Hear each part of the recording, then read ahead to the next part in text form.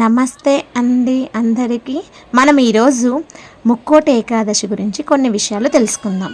మనందరికీ హిందూ సంప్రదాయం ప్రకారం ముక్కోటి ఏకాదశి ఉత్తర ద్వార దర్శనం ఎందుకని మనం పవిత్రంగా భావిస్తాము.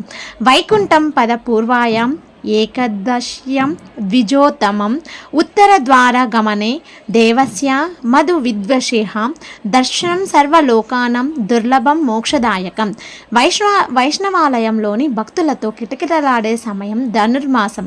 ఈ మాసంలో వచ్చే పవిత్రమైన రోజు వైకుంఠ ఏకాదశి. ఏడాదికి 24 ఏకాదశులు వస్తాయి, కానీ సూర్యుడు ఉత్తరాయణంకి మారే ముందు వచ్చే ధనుర్మాస శుద్ధ ఏకాదశిని వైకుంఠదశి లేదా ముక్కోటి ఏకాదశి అంటారు. సూర్యుడు ధనుస్సులో ప్రవేశించిన అనంతరం మకర సంక్రమణం వరకు జరిగే మార్గ మధ్యమ ఈ ముక్కోటి ఏకాదశి డిసెంబర్ 30 మంగళవారం వస్తుంది. ఈ రోజున వైకుంఠం వాకిళ్ళు తెరుచుకొని ఉంటాయని వైష్ణవాలయంలోని ఉత్తర ద్వారం వద్ద భక్తులు తెల్లవారుజామునే వేచి ఉంటారు. అసలు వైకుంఠం ఏకాదశి విశిష్టత ఏమిటి, దీని వెనుక ఉన్న పురాణ గాథలేంటో చూద్దాం.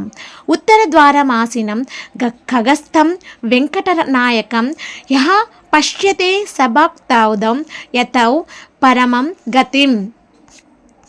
వైకుంఠ ఏకాదశి రోజున మహావిష్ణువు గరుడ వాహనారుడై 3 కోట్ల దేవతలతో భూలోకానికి దిగి వచ్చి భక్తులకు దర్శనమిస్తాడని, అందుకే దీనికి ముక్కోటి ఏకాదశి అని పేరు వచ్చిందని చెబుతారు.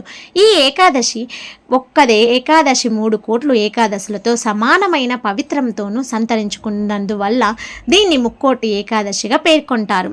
పెరియాళ్ళవారికి పరమాత్మ గరుడ వాహనుడు అయిన దర్శనమిచ్చిన రోజు కూడా ఈ వైకుంఠ ఏకాదశి. క్షీరసాగర మదనం జరిగిన అహలాహలం అమృతం ఉద్భవించిన ఈ రోజునే జన్మరాహిత్యం అమలం ప్రోప్నతి సువినిచితం గరుడ రూఢ విష్ణోస్తు సేవ మోక్షఫల ప్రద. ముక్కోటి ఏకాదశి రోజున భక్తులు ఉత్తర ద్వారం నుంచి వెళ్ళి ఖగరాజ వాహనం పైన కొలువుదీరిన మహావిష్ణువును దర్శించి సేవించడం వల్ల సమస్త పాపాలు నశించి జన్మరాహిత్యం సంప్రాప్తిస్తుందని విశ్వాసం. శ్రీరంగంలోని రంగనాథ స్వామి ఆలయంలో వైకుంఠ ఏకాదశి ఉత్సవాలు 21 రోజులు జరుగుతాయి. తిరుమలలో ముక్కోటి ఏకాదశి నుంచి 10 రోజుల పాటు వైకుంఠ ద్వారాన్ని తెరిచి ఉంచుతారు.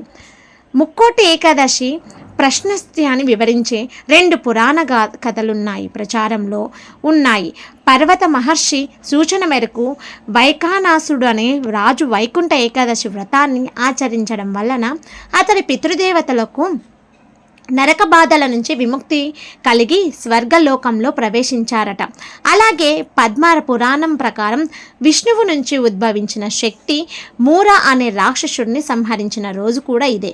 మూరాసురుడు దురాగతలను భరించలేక దేవతలు విష్ణువును శరణు కోరగా ఆయన ఆ రాక్షసుడితో తలపడి సంహరించేందుకు ప్రత్యేక అస్త్రం కావాలని గ్రహించి బదరికాశ్రమంలోని హైమావతి అనే గుహలోకి ప్రవేశించాడు. అక్కడ విశ్రమిస్తున్న విష్ణువును సంహరించేందుకు మూర ప్రయత్నించగా మహావిష్ణువు నుంచి ఆవిర్భవించిన వైష్ణవి శక్తి దుర్గ రూపంలో అక్కడ ప్రత్యక్షమై తన కంటి చూపుతో మురను బూడిద చేసింది. అప్పుడు విష్ణువు సంతోషించి ఆమెకు ఏకాదశి అని పేరు పెట్టి ఏదైనా వరం కోరమని చెప్పాడు. తాను ఆవిర్భవించిన ధనుర్మాస శుక్లపక్ష ఏకాదశి రోజున ఉపవాసం ఉండి మిమ్మల్ని భక్తితో సేవించిన వారి పాపాలను పరిహరించాలని ఆమె కోరింది. దీంతో పుష్య శుక్ల పక్ష ఏకాదశి రోజున ఉపవాసం ఉన్న వారికి వైకుంఠం ప్రాప్తి కలుగుతుందని విష్ణువు వరమిచ్చాడు. అప్పటి నుంచి ఏకాదశి వ్రతం ప్రాచుర్యం పొందింది. ఈ వీడియో కనుక మీకు నచ్చినట్లయితే లైక్ అండ్ కామెంట్ చేయండి. గోవిందా గోవిందా అని కామెంట్ చేయండి.